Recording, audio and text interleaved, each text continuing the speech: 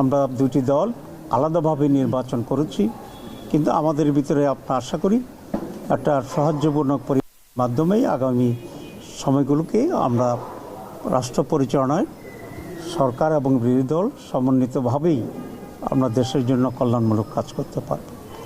আমরা এই ব্যাপারে একমত হয়েছি যে সকলে মিলে একসাথেই একটা কনস্ট্রাকটিভ ফিউচার আমরা গ্রহণ করতে পারবো, একটি নতুন বাংলাদেশ আমরা গঠন করতে পারবো।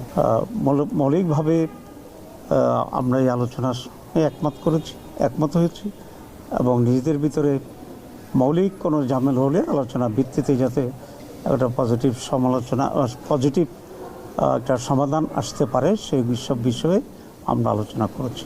আমাদের আমির জামাত বলেছেন যে কয়েকটি প্রায়োরিটি বিষয়ে এখানে আমাদের আলোচনা হয়েছে। প্রথম কথা হচ্ছে